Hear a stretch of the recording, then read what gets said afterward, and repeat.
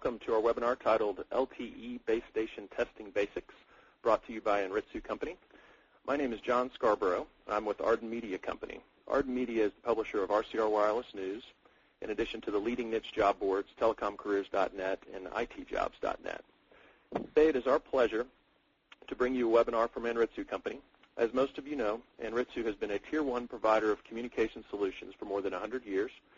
It has become a global leader in the telecommunications, optical, and wireless industries by providing diverse product offerings ranging from test and measurement solutions to high-speed devices and components for use in R&D, production, and maintenance. Our format today will be a 45-minute presentation followed by approximately a 15-minute question and answer session. Questions can be submitted anytime during the session by using the questions functionality on your GoToWebinar control panel.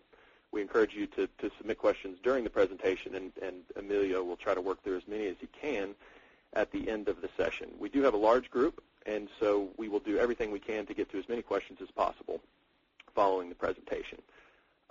Also, from a organization standpoint, we will be sending slides, copy of the presentation to you. When we send a follow-up email, you will receive a link to download the slides from the presentation.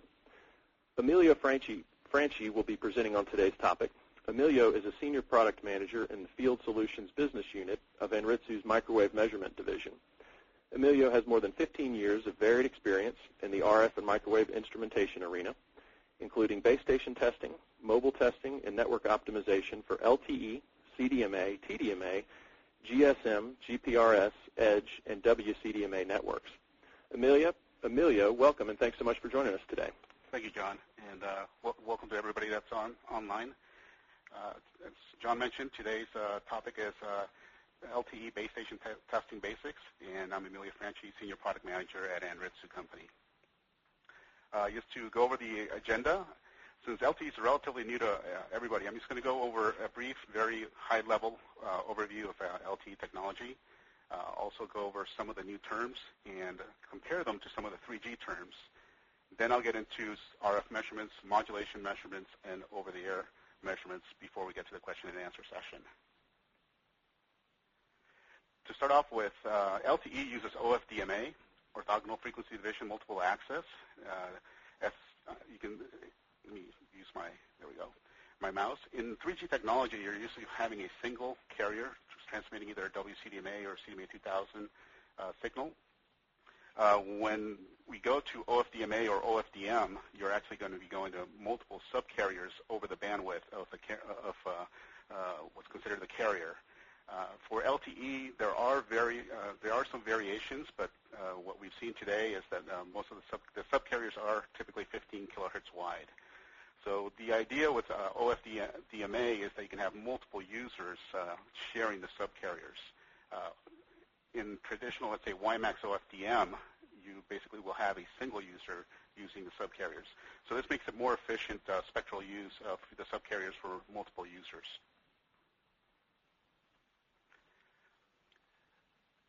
So what is OFDMA? And I'm going to speak up since it was requested. What you can do, in LTE, what happens is you have multiple subcarriers that have different symbols assigned to different users. There is different modulation schemes, so both QAM and PSK. For the data or the traffic, it's going to be QPSK, 16 QAM, and 64 QAM. There are a few control signals that will use BPSK. The idea here in OFDMA is that you can have different modulation schemes for different users based on the quality of the interface between the E node B and the UE, or also based on the type of service agreement that the user has. Now here we're getting a little bit into some of the physical channel names. The most common one is, DRS, the reference signal. It's very similar to your 802.11.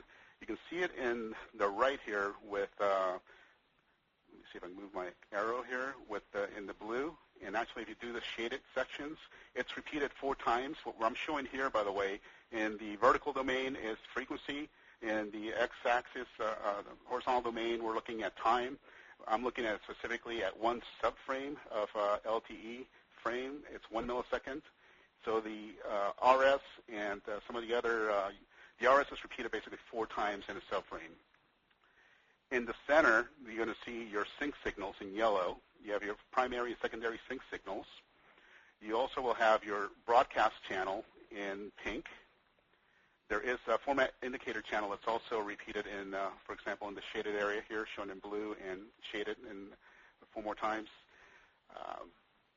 Also, we will have the physical hybrid arc indicator channel that basically sends acknowledgments. It's not shown in here. By the way, we are looking at the downlink only. There is a PD-CCH, physical downlink control channel, again repeated multiple times in subframe. And then the PD-SCH, physical downlink share channel, which is basically your all the data traffic.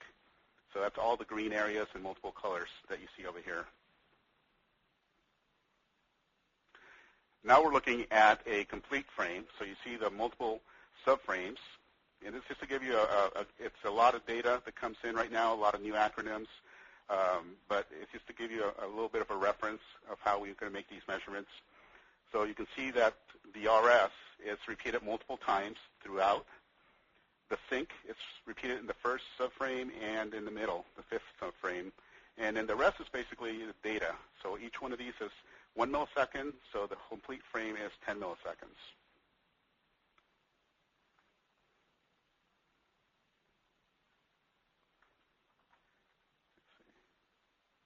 So also, I think I'm missing a slide. Yeah, I am. Somehow you lost a slide here. But one of the things is all these squares that you see here, these are resource blocks. The resource blocks are made out of 12 subcarriers. So if you're looking at the frequency domain up and down, it is 12 subcarriers make up one resource block on the frequency side, and then a resource block is also half of one subframe, so half a millisecond. And then multiple resource blocks can be assigned to users. If you look at, let's say, the first subframe here, and you look at this brown section, you can have multiple resource blocks assigned to individual user, to one user. The other thing is there are multiple bandwidths in LTE. So right now, 1.4, 3, 5, 10, 15, and 20 megahertz are available. So the other thing you will notice is that all of the control channels, basically the broadcast channel and your sync signals, are going to be in the center of all these carriers. So it just gets wider. That means there's more subcarriers available for data traffic. Also, there's MIMO that's used in LTE. It's about all the systems we've had a chance to go testing in have had 2x2 MIMO. There are also going to be 4x2 and 4x4. I think typically we'll see 2x2 available at the initial launches, and we may see 4x2. Also, the first number is the transmit antennas on an eNode B, and then the second one is the transmit antennas, or I'm sorry, the receive antennas of the UE. And there are 2 types of MIMO. There's transmit diversity. The idea here is that both paths or both antennas are going to be transmitting the same amount of data, or the same data stream. The idea here is to increase coverage at the edge, so you can maintain service at the edge of the cell of the eNode B cell signal, cell coverage area. The second one is spatial multiplexing. Here, each antenna is going to be, or each data stream is going to be different. So one antenna will do one part of the data, and the other antenna will be sending out a different portion of the data. And what we're going for here is higher throughput rates, so higher speed. Okay. Now, by the way, this isn't definitive. This is my best estimate, or guesstimate, I guess we can call it, of what some of the LTE terms will refer to some of the 3G, if you're familiar with CDMA or WCDMA. So the first one, the RS, the reference signal, kind of analogous to the pilot or the C-pitch and CDMA and WCDMA. By the way, I'm not going to go through all of these. There are more here for your reference. I will cover just a few basic ones. The other important ones are like primary and secondary sync signals, which there's a sync in CDMA. WCDMA does have a primary and secondary sync channel. It's important in LTE because that is what's actually going to provide you with all the cell ID information, sector ID information. Down at the bottom, we also have EVM for signal quality. So if you're familiar with CDMA, that's the same thing as row. WCDMA also uses EVM. And then we also have frequency accuracy, which is a bit similar to both technologies. Just going over some of the basic measurements, LTE comparing to WCDMA in this instance. Basically, your RF measurements are essentially very similar. I think the only, name change would be spectral emission mask as opposed to spurious emission mask on the WCDMA side. ACLR is the same thing. When you get to modulation, now we get a little bit different because you're looking at resource element power compared to code domain power. The control channel traffic is similar concept, but a little bit different. There's spectral flatness, so that's a little more similar to WiMAX, as well as constellations to look at the modulation schemes. Over the air, you're looking at the sync signals scanning as opposed to pilot scanning. Again, you want to identify which sector, which E-node B you're looking at, and also channel power. If we're going to CDMA, again, similar. I think the only big difference on the RF side is that where LTE uses the nomenclature ACLR, which is adjacent channel leakage ratio. In CDMA, it's ACPR, adjacent channel power ratio. And then when you get to modulation, CDMA is very similar to WCDMA, so you got your code domain power and control channels. Now I'm going to look at some of the architecture. First, we're going to look at what we call direct connect measurements. So in this instance, the E-node B is, for a better word, it's installed in a traditional manner. Even though you do have down here, for example, your radio server, you still have an optical connection to your remote radio head or remote radio unit. These are going to be down in the cabinet pretty much close together in the same installation. Then you're going to run RF cables up to your antenna. You will have your traditional TMAs, tower-mounted amplifiers. And a lot of the systems I've had a chance to test on have had, directional couplers or a test board, which is very useful to make these measurements.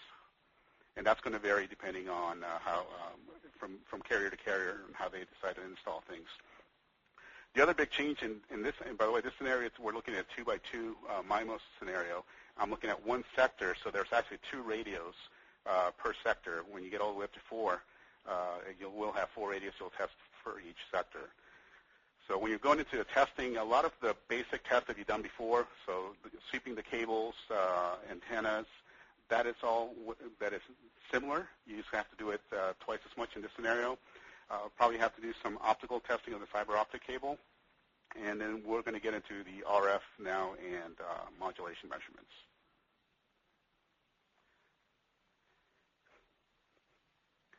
So first, I'd like to go over how to tie some measurements to some of the what we call key performance indicators.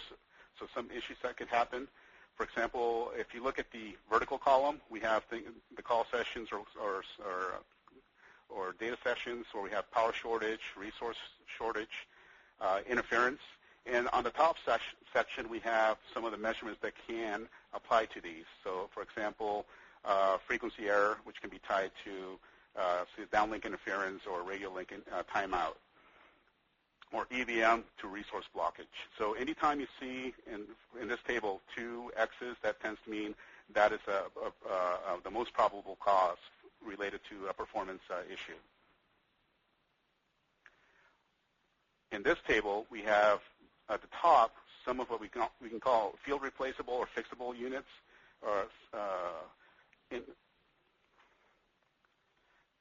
At the vertical column, we have the measurements that are related to that. So, for example, if you're looking at your filter, you can see if there's an occupied bandwidth issue or also a problem with your adjacent channel leakage ratio. So all of these, especially if they're combined, will point to, for example, your filter, an issue with your filter.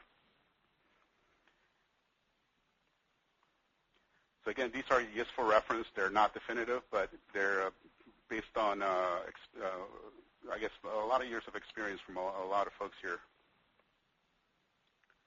So now getting into some of the measurements in RF. So one thing that you will notice with LTE, and I guess we looked at the standard, it basically says that the carrier will actually be less than the bandwidth. So for example, if it's a 20 megahertz LTE signal, you probably will see an occupied bandwidth of around 18 megahertz.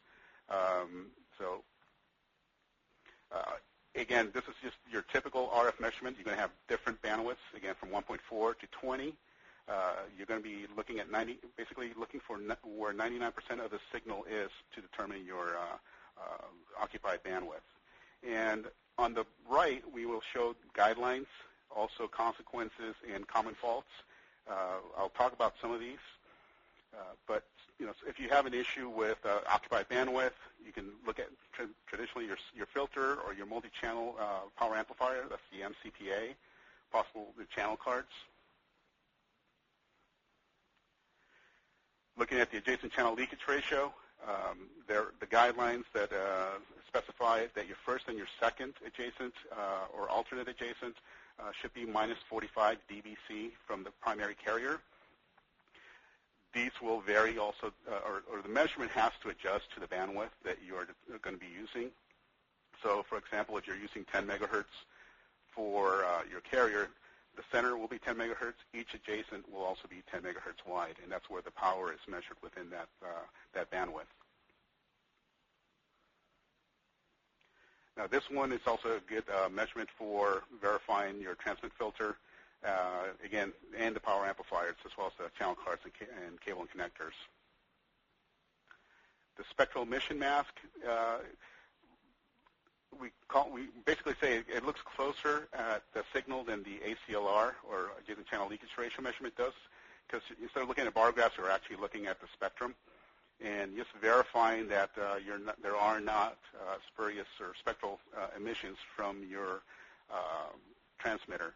So, and a lot of regulatory agencies require that this measurement is made and submitted. So, again, just following the same basic RF measurements that have been used for all the technologies beforehand. Now we're getting in, and all of those previous measurements, by the way, again, are valid, mainly valid when you're doing those measurements connected through either the transmit output port or your test directional coupler port. Now we're getting into modulation measurements. Big one for basically LTE signal quality is EVM. EVM, you're basically verifying, you're checking what you're comparing the signal output to what should be a perfect signal, and the percentage that you see for EVM is telling you, in this case, for example, it says 1%. So we're saying 1% of my signal is going out as noise, 99% of it's actually going out as an LTE signal. There are some guidelines. Some for example, QPSK should be 17.5% EVM or less. 16 QAM, 12.5% or less, and 64 QAM, 8% or less. And that is per the standard, and to guarantee that modulation or that throughput rate to a user. So the consequences are if the EVM is extremely high, you're going to actually raise the noise floor of the signal, of the transmit signal, and you will eventually have dropped and blocked calls or data sessions. And also will limit the throughput capabilities of the system. Now we're looking at some of the control channels. In this case, we're looking at the reference signal, the primary and secondary sync signal, broadcast channel, and your common format indicator channel. These are always in the same location within the resource blocks of the LTE carriers. The important thing, as in other technologies, is to verify that all of these control channels are at the correct levels. So basically the guideline we say is per RF engineering, plus or minus half a dB, which is half a dB is per the 3GBP standards. But the idea here is if, let's say, your sync signals are set too low, you're going to basically reduce the coverage area of your cell site. You will have some holes in your coverage, and so you will end up having dropped or blocked sessions. blocked as they try to initiate from what should be a covered area, dropped as they're coming in. And the opposite, if they're set too high, and this is common throughout, let's say, a cluster of eNode Bs, then you could have possible interference, raise the noise floor, and lower the throughput rate.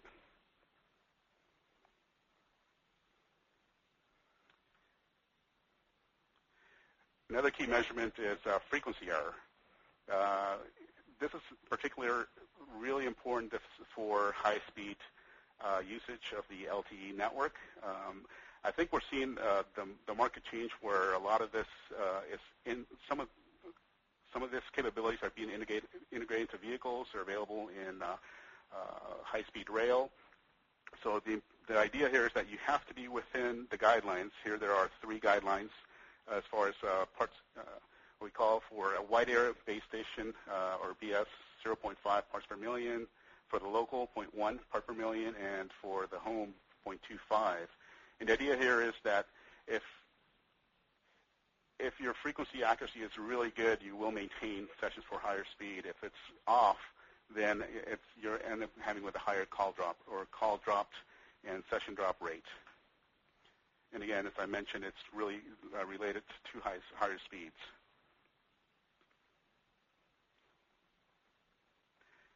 Now we're going to get into the over-the-air measurements. So in this scenario, the architecture of the eNode B, you'll have the optical cable. Well, you have the baseband radio down below.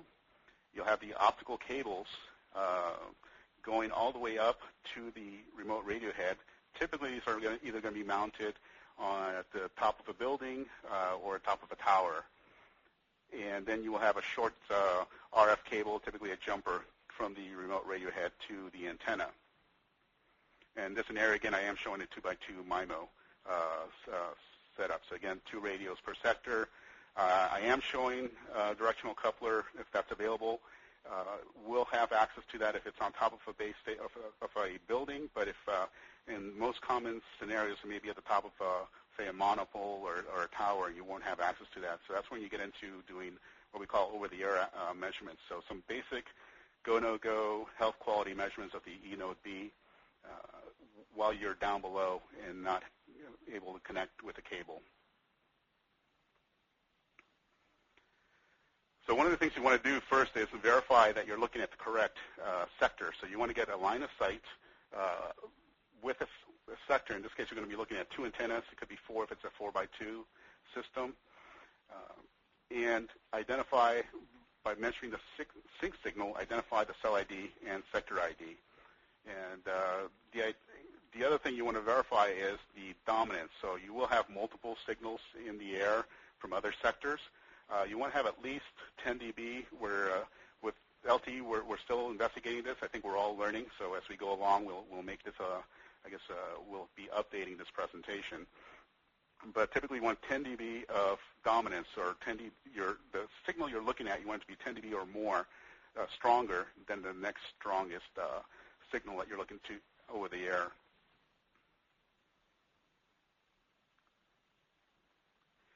Now, if you add modulation to this measurement, so there are some challenges due to the use of MIMO. So in this case, depending if it's spatial multiplexing, that could make it a lot harder, especially for a traditional handheld instrument that has a single receiver. So one of the things that we've decided to do at Anritsu is to measure the physical broadcast channel, the PBCH, which has transmit diversity. So in a sense, you actually are looking at both the TX1 in this case and TX2 for a 2x2 MIMO system to make a valid EVM over-the-air measurement. So again, if you are line of sight to a sector, which means you're not seeing the face of the other antennas from other sectors, have that 10 dB or greater dominance, you can make legitimate EVM measurements over the air to verify the performance of that base station. The other thing is frequency error is definitely not affected if it's connected directly or making it an over-the-air measurement. So that is also a good measurement over the air. And if you look at the right side on this screenshot, we also show the cell ID and the sector ID of the signal you are looking at. So it's a good way for somebody that doesn't have physical access to eNode B to make some basic measurements to decide whether they need to go up to pull down their remote radio head to do some troubleshooting or not. Now, one thing that we've noticed also is that a lot of technicians nowadays are been asked to basically do a little bit of coverage testing. So with the scanning capabilities on our handhelds, you can also do a little coverage testing. It's not going to replace a drive test system, but it will give you the basic idea of where the coverage for the eNode B is.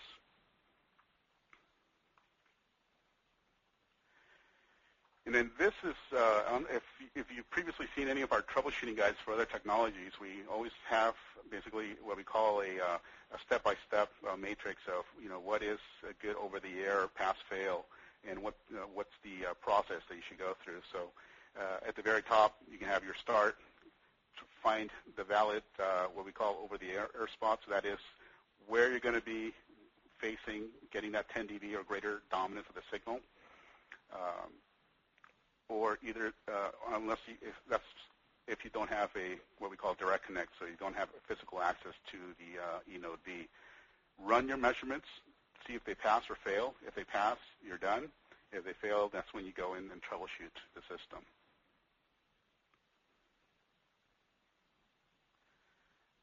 Now, one thing also, we are going to be releasing LTE Troubleshooting Guide soon. I think we're finalizing it this week for anybody that's interested.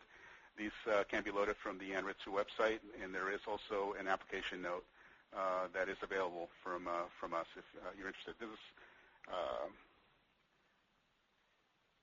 the other thing that we do have is a LTE Technology Training course. That is a 2-day instructor-led training course if you're interested in this. So you can get more information at the links down below, www.us.anritsu.com/training. This, I guess, they're covering basically everything from the spectrum analysis basics all the way down to your LTE measurements. And that is it. I didn't want to make this overly long, but I really appreciate everybody who's here. We will be, I think, I have my colleague Eric Hawkinson, who's going to be helping me with the questions from the question and answer session. I know he's been answering some already, I believe, online. And if you need any more information on any of the things we've talked about, you can get that at the us.anritsu.com website. And we'll get Eric unmuted so he can help me here with the questions. Thank you very much. And Emilio, this is John. Let me just interrupt just quickly, just to remind everyone, if you'd like to submit questions at this time, please use the questions function on your GoToWebinar control panel, and Eric and Emilio will get to as many as we can. Thanks. And also, I guess to repeat a little bit, we'll have this presentation will be made available through, I believe RCR will be sending a link out to everybody to download the presentation.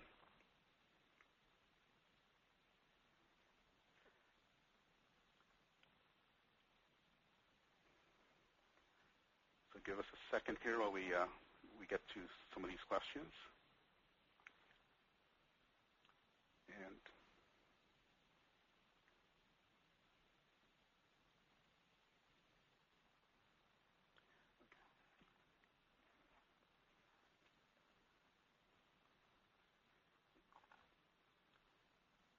getting a lot of questions here. Okay. I think you're unmuted here, Eric. Okay, Emilio, why don't we can my MT8212B be upgraded with software for LTE, or do I need a new unit? Why don't you do that one? Okay, thank you. So actually, the 8212B will not be upgradable for LTE measurements. There is a new model, the MT8212E, which will be able to handle up to 10 megahertz LTE signals. So important thing, if you are curious from a product standpoint, and you're looking at 20 megahertz signals, the only product available for that is the MT8221B. All of our Spectrum Masters, the B series, or I should say all of the MS27 2X B series will have LTE measurement capability, as well as the E series will have LTE measurement capability, and those will go up to 10 megahertz for carriers. Here's another good one, Emilio. You mentioned MIMO. Can can you confirm if there are any differences for SIMO? So single input. One transmitter. Yeah, one transmitter. So I think it basically simplifies things. Exactly. So you don't have to worry about just doing the broadcast channel. You can actually look at the complete data stream to do your EVM measurement over the air, for example. Right. As far as I know, no one has deployed a SIMO system for LTE at this time. That MIMO has been so attractive that everybody's using it so far. Right. Every trial I've been to so far has been at least a 2x2 MIMO system.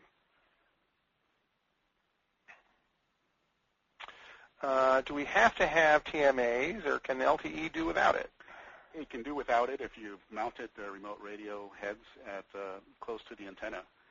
Typically, if you're going to use a TMA, if you're using your traditional RF cables from the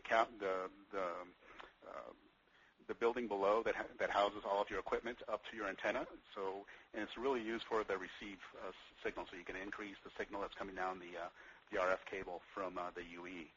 So yes, you can do without it as long as you're running your fiber optic cable and power all the way to the top. Or I think also in cases where there's very high density, where you don't need particular receive sensitivity. Right. And also I have seen some roof-mounted systems where the cabinet is right next to the antenna. So it's really for long runs of RF cables.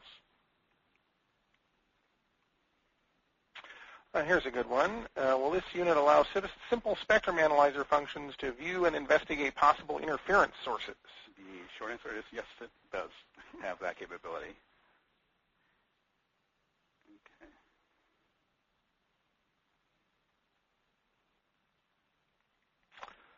What is the concept of cell breathing in LTE? There's a tough one. I don't think anybody knows yet for sure because they haven't deployed a large network yet. The concept of cell breathing in CDMA, of the power-controlled, basically talking between adjacent cell stations or cell sites, certainly can happen because there is power control in LTE. I believe there's been some work to address that, but I don't know the details.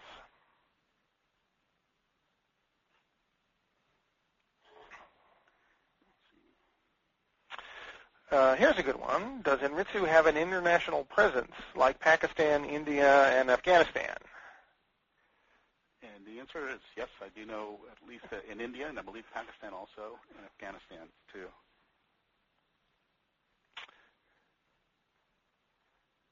Would the SIMO setup reduce the fidelity or throughput due to the single diversity? I would think it would reduce the throughput that is possible with 2x2 MIMO, especially if you're using spatial multiplexing. Right, and then the fidelity, the coverage at cell edges will be poorer as well because you don't get the advantages of transmit diversity.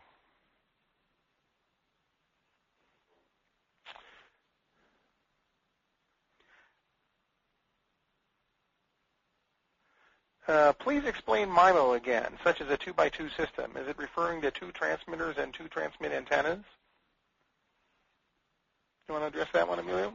Please address MIMO again. Okay, so it's when I meant with 2x2, you're looking at 2 transmit antennas from the E node B, and then it's 2 receive antennas from the UE side. So, and then you still have receive diversity on the base station, so you will also have 2 receive antennas. But typically, the numbers mean transmit antennas on the E node B, receive antennas on the UE side. How is adaptive modulation implemented? I think I'll try that one. Okay. So the UE sends messages back to the E node B that there's a message called CQI for Channel Quality Indicator that basically says my error rate is low enough you can send a higher complexity modulation or less error correction. And it keeps sending a higher and higher request until the error rate gets up to 10%. And then it will dither around that 10% point. It will ask for a little higher or a little bit lower.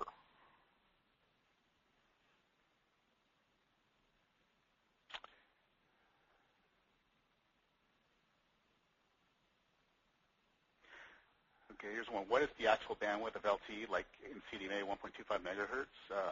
So LTE does have multiple bandwidths, 1.4, 3 megahertz, 5 megahertz, 10 megahertz, 15 megahertz, and 20 megahertz. The idea really is, as I mentioned before, your actual occupied bandwidth measurement will be less than that specified bandwidth. So I think in CDMA we said it's 1.25, but it was really 1.228 megahertz. So there will be some variance, but those are the per the standard, the current bandwidths. I know they've talked about some other ones also for the future.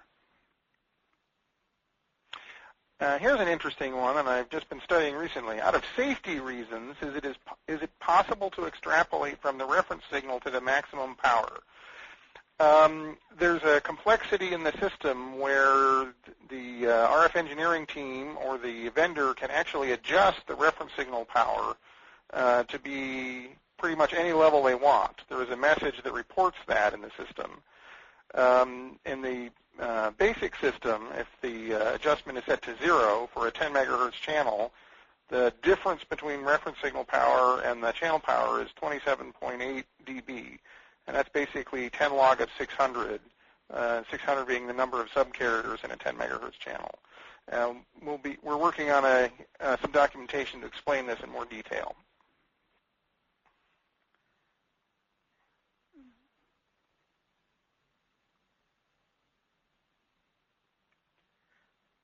So there are two questions that are sort of related here. Is there any frequency planning in LTE? And in the LTE cellular, do all eNodeBs transmit the same frequency channel? So this will be very similar to what you've done in the past with WCDMA and CDMA. You will want to plan for, I guess, in a sense, sync signal power as opposed to what you've done for pilot power. They do transmit at the same frequency. You can't have multiple carriers as your system grows. So in a sense, if you're familiar with the concepts with either WCDMA or CDMA, it will be very similar in that sense. Can you differentiate leakage versus adjacent channel power in ACLR versus ACPR? That's really a historical committee question. Turns out there's a receiver measurement, adjacent channel protection ratio, that also has the acronym ACPR. So the 3GPP team decided they wanted to have a different acronym for the transmitter measurement. So ACLR, if you look at the details, actually says adjacent channel leakage power ratio. So it's the same measurement, essentially. And here's a question for you, Eric. It says, do multiple carriers need to be contiguous? So I'm not quite sure I understand the question. In general, most operators have had one carrier, so the frequency reusage is 1. There is some work for LTEA of having non-contiguous carriers to the same receiver, but I suspect that's not the question. No. This is probably for places where an operator might have a different allocation in an adjacent area. And I believe the higher level system messaging can deal with that, but that's not the intent of this particular presentation of the higher level messaging. It's really more physical layer measurements. Right. But I would think if you can have multiple carriers, I don't believe they have to be contiguous as long as you have, for a better word, your channels plans for your UEs programmed correctly. This may come in, as Eric mentioned, when you get into LTEA, where you're going to be using multiple carriers to get a higher throughput. Here's a good one, Amelia. What is the connection between the Anritsu test set and the remote radio head during over-the-air, or OTA? Over there, it would be an antenna. So what you do is hook up your RF antenna to your Anritsu unit, for example, and as I mentioned, you want to get a direct line of sight of the specific sector you want to look at, and you are capturing the signals from that sector from the eNodeB on the Anritsu handheld. And I did have an earlier question that they wanted to know what model were the screen captures from, and that was from the MT8221B, which is the BTS master. Here's an interesting one that's not quite related to the seminar. It's what's the maximum footprint of one cell?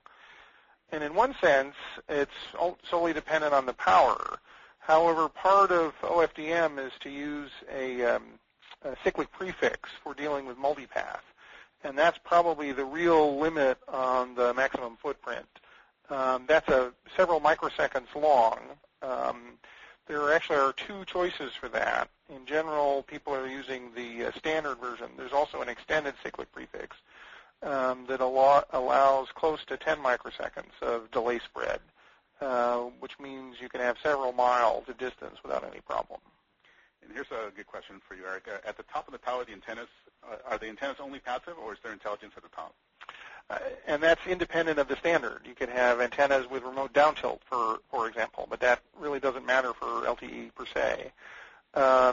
There can certainly be tower-mounted amplifiers, as we've talked about already, and there can be remote radio heads, and then beamforming, for example, or the spatial multiplexing or transmit diversity. Those are all part of the standard. Those might be done in something mounted on top of the tower, or be done down at the bottom, more likely down at the bottom, because that's where most of the processing is done.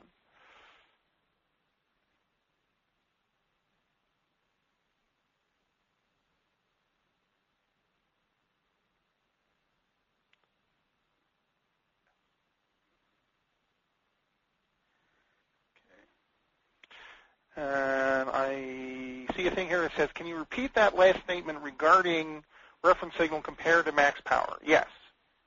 So for a 10 megahertz channel, which has 600 subcarriers with no adjustment to the reference signal power, and I don't remember the name of the parameter in the system at the moment, the difference between the average power, not peak, peaks are always difficult, especially when you have a complex modulation, but to the average power, the difference is 27.8 something dB. That's 10 log of 600.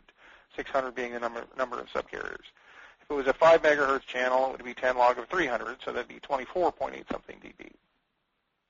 However, you need to know about this particular parameter that gets adjusted to know how it could be applied in a particular case. Okay, here I have one. What is the difference between FDD and TDD? So FDD is frequency division duplex, which means you have one set of frequencies for your transmit path from the E node B, and a different set of frequency path for your receive path, so from the UE to the E node B receive side. And then TDD is basically time division duplex, so it's one frequency for both the transmit and receive paths divided in time, or separated in time. And I guess the best analogy on the TDD side is like a walkie-talkie where you talk, hit send, and talk, release the button, and wait for the response. What determines the bandwidth of the LTE in use? And that's really a decision by the operator what their frequency allocation is and how they want to use it. So if you have a 10 megahertz allocation, generally you'd have a 10 megahertz LTE channel. If you've got a wider allocation, you'd probably have a wider LTE channel, although in some cases you may have some of that spectrum used for previous systems and some of it used for LTE. And over time, there can be refarming, they call it, where you get rid of the old system and increase the bandwidth of the LTE to use your spectral allocation. Okay, here's one. How do the user data rates relate to the bandwidth? So your max data rate would say 10 megahertz bandwidth and 64 QAM. So in a sense, really, it's a combination of what Eric had talked about earlier, which is the signal quality between the UE and the E node B. So that's the messaging that determines what type of modulation you're going to have. And it's also the resource block allocation. So how many resource blocks have been allocated to that individual user? So you could typically, you're going to have 64 QAM the closer you are to the E node B. As you get farther away, it will drop 16 and then QPSK. But at the same time, your data rate will really be a determination of how many resource blocks are allocated to the user. Are any of the tests intrusive to the BTS or E node B? So they can be. It depends on what kind of testing you're doing. This is actually a particularly good question because, of course, people don't like taking base stations or E node Bs down. They'd like to be able to have them run all the time. Or they'll have a maintenance hour that's inconvenient, like 3 o'clock in the morning when nobody wants to work. So we have both tests available that are a little more precise that can be done out of service. But I think a particularly interesting aspect is the over-the-air type measurements when we can measure modulation quality on a fully operating system. They aren't quite as precise as I mentioned, but they're a good indication that the base station is healthy. And the other reason it may be intrusive is if you don't have a test port and you do want to verify, let's say, filter performance, the performance of the MCPA, your power amplifier. So in that case, then you would be disconnecting the antenna, the jumper from the eNode B to the antenna, and then connecting your instrument directly to the transmit port. So if you do have a directional coupler, then that would definitely again, allow you to do all of your connected measurements while the eNode B is in service. So a recommendation, strongly recommended that you have them if possible. Okay. And, of course, if you're testing the cables, that's definitely an out-of-service measurement. Correct. You're sweeping, verifying you're sweeping your cables. Correct.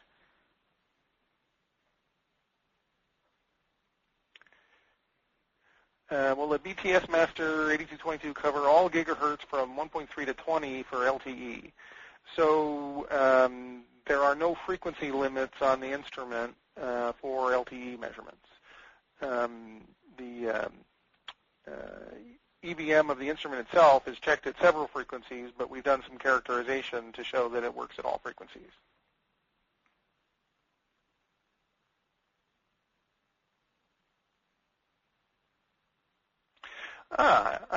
There's a comment about can LTE coexist with WCDMA in the same downlink band? So that's a pretty complex question that depends on what country you're in. In some countries, there are specific frequencies allocated for specific standards.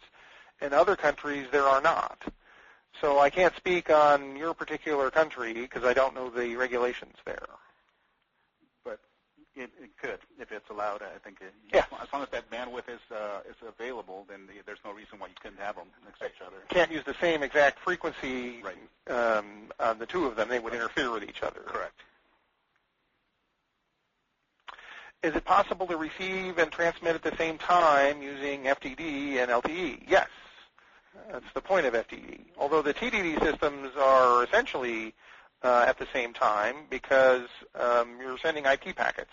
So if there's a small gap in a 10 millisecond frame, you're sending and then receiving to the user, those are at the same time.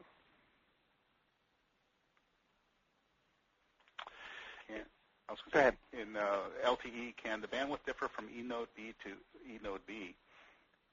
So, for example, bigger bandwidths in the downtown area support larger user base and smaller bandwidths in the rural area. So that certainly could be done, although normally you have a spectral allocation over a wide range. And what would be done instead is that the number of base stations in the rural area would be smaller, covering a larger area. So the net bandwidth per square mile, or whatever unit you want to use, would be smaller in the rural area because there are fewer people there.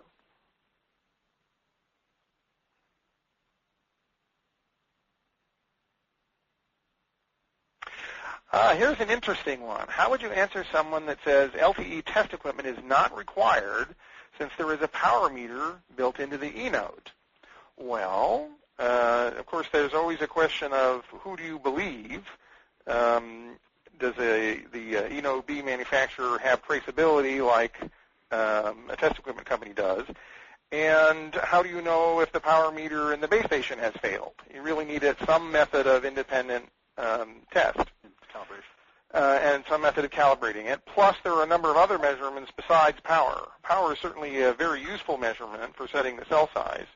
But if there's something wrong, you still need a tool for troubleshooting what the problem is. Is it the cable or the antenna or the transmitter itself?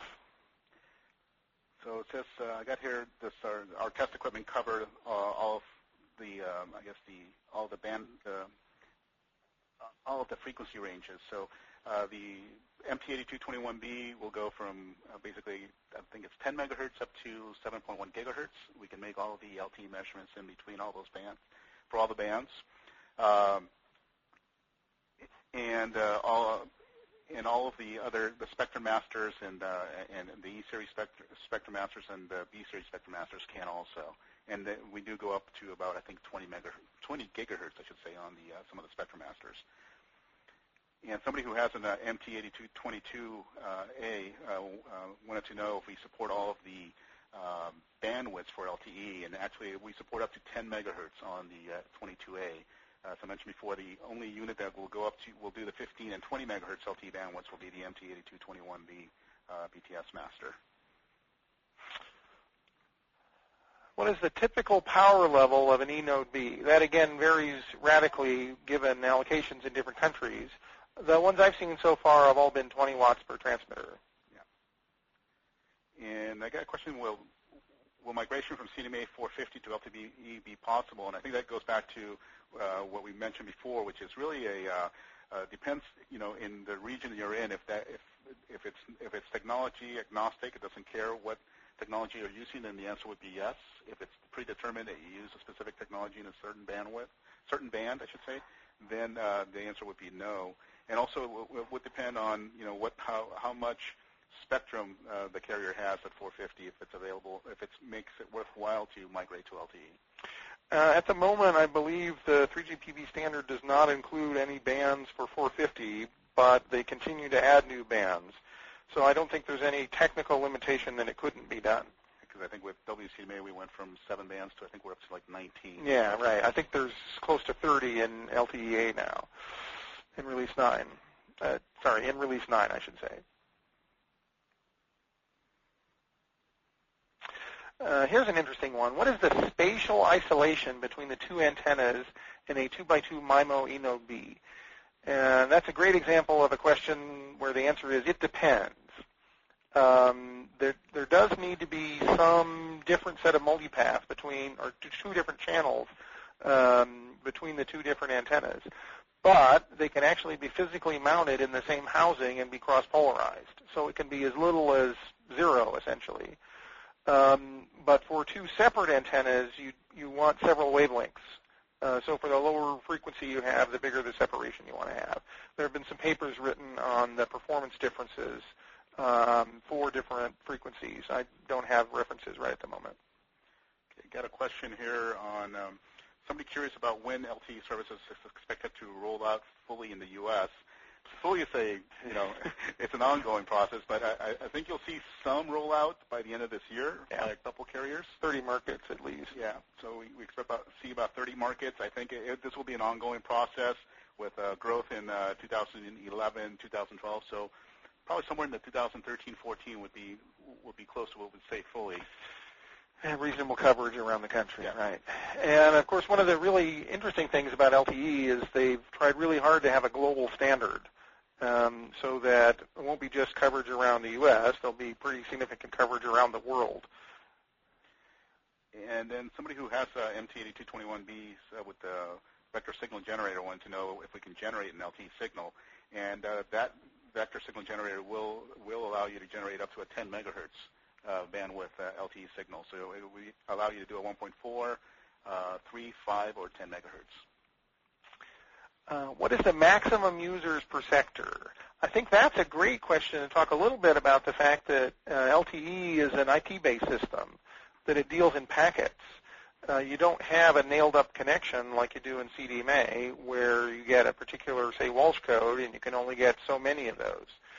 So in a sense, you can get an infinite number of users. Now, of course, the bandwidth that's available, there's only so many bits per second that the eNode B or sector can support, so the average bandwidth per user would go down by quite a bit in that case. But if everybody's doing instant messaging, you can have thousands of people per sector.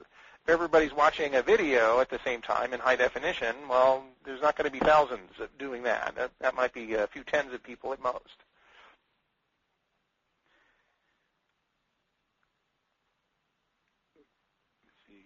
Can the RF path be multiplex with LTE CDMA or GSM? Sure, of course it can be. That requires careful RF engineering, especially to make sure any intermodulation doesn't appear in the receive band.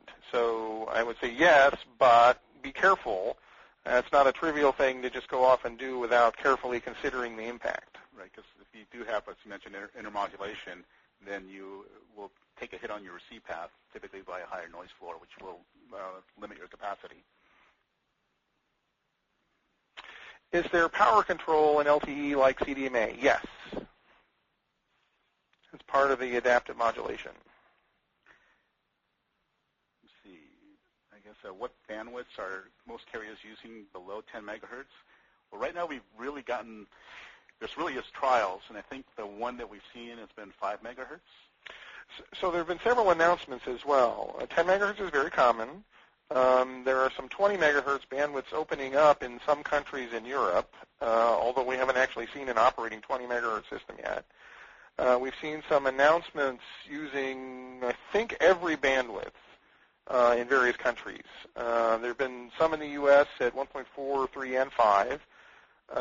Japan has announced 15, and I've already mentioned the 20.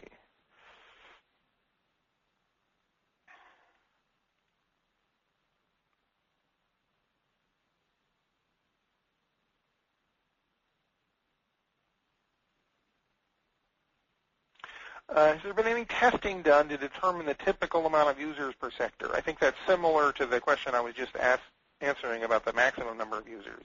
But there have been some extensive trials done. Perhaps the most interesting is the LTE Trial Initiative, so LTE Trial Initiative. I would refer the question asker of that to the LSTI website. LTE FAE Trial Initiative, right? That's LSTI. And I think we've reached our limit, so we will try to answer any more questions that come in. But I think we've done a pretty good job so far, so I'll hand it back to John from RCR. Great. Well, thank you, Emilio, and thank you, Eric. And most importantly, thank you for everyone that attended today. It was a great presentation, and there were a lot of fantastic questions. We will be providing the questions that did not get answered to Emilio and Eric, and hopefully they'll have a chance to follow up with some of you after the presentation. Did want to give you one last reminder that we will be sending a follow-up email with a link to download the presentation, as well as when we get the webinar online on RCR Wireless so that you can watch it after the fact as well. So once again, thank you for spending some time with us today, and thank you, Emilio and Eric, for today's presentation and Q&A sessions. And everybody, enjoy the rest of the day. Thank you very much. Thank you. Thank you.